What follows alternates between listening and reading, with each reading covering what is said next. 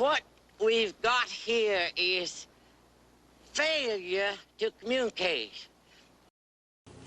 Hello everybody and welcome to America First.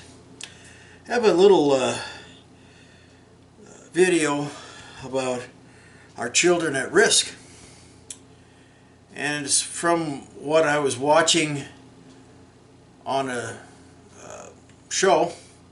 It's Dr. Thomas Kirsting. He's a psychologist, and what he had to say was very interesting, and I'm going to show you that now. To celebrate day 365. Price is Right, Dylan wouldn't have been able to rent that room. Dylan's not the only person who wants attention. Kids who see Dylan on TikTok, who feel that they've been ignored, might take this as their ticket to getting attention. It worked for Dylan, why wouldn't it work for me? And what are we left with? We're left with an attention-addicted, gender-confused generation. Dr. Thomas Kirsting is a psychologist and author of Raising Healthy Teenagers. Let's just be 0.01% of teens have sort of gender issue, trans issue. But a lot of it seems to be about attention for a lot of them. How much is the attention a factor in all of this? It reminds me of Dr. Fauci and Michael Avenatti, the porn lawyer guy, on TV every day during everything, trying to get attention. These are grown adults, right? So you take kids now, right? Kids are living their lives on social media, right? Yeah. And I always say adolescence, if I can give it a one-word definition, the term would be insecurity. They're trying to figure out who they are. They're in this purgatory place, right? Transitioning between being a child into adulthood, and they're very vulnerable, and they want to be noticed, and they want to fit in. And you layer in social media to this, kids are getting addicted to this. They're getting likes, streaks, followers, all this other stuff, and it's actually harming their self-esteem.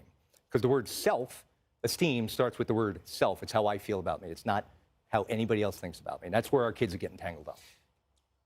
So if you're an ignored teenager and you don't have a lot going on, you're ignored by your family, maybe your friends at school, and you say to yourself, wait a second, I can change everything about myself, and then I could go on the internet and I could blow up and I could have all the attention I want.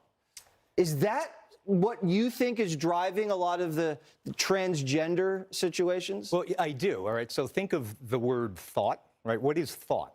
It's the stuff orbiting around in our mind. Where does that come from? It comes from our experiences. And if our kids' experiences are online constantly, it shapes how they think. The story, remember the TikTok story? Yeah. With all the girls, those girls were developing fine motor tics, even though they didn't have Tourette syndrome. And the doctors figured out that it's because they were on TikTok watching people who have Tourette's, and it actually made them now in their brain to begin to mimic those symptoms. All right, so think about what all this other stuff that kids are exposed to, how that might be shaping their mind and their thoughts, and then you layer in all this attention-seeking stuff, and they're getting nothing but feedback. It's the perfect storm. Wow. This is unbelievable. All right, thank you again. My pleasure. Always like listening to your theories. Appreciate it. Yes, that is very interesting. He always talks about the attention, kids wanting attention, and they're insecure. And, I kind of think back when I was 15 or 14, 13, I guess that was kind of true too. We didn't have the internet back then when I was growing up. I'm 64, but today is a different day. A lot of kids are being influenced. Parents need to step up. I mean, I made a lot of mistakes as a parent, but I didn't have my kids operated on when they were young. I think a lot of times that the internet does things to shape their minds in a way that we as parents don't want our kids to be shaped. Well, here's another example of young kids in the ages of 4 to 6 on Nickelodeon, of all places. Nickelodeon. Watch this. It's time for a pride parade. Families marching one by one. Hurrah, hurrah. This family has 2 mommies. They love each other so proudly, and they all go marching in the big parade. This family has 2 daddies. They love each other so proudly. These babas are non-binary. They love each other so proudly. Trans members of this family all love each other so proudly, and they all go marching in the big parade. Come join the Yes. They had to have their say. They had to throw in their binary and throw in their trans. I got the part about the two guys being married to each, two daddies, two mommies. I get that.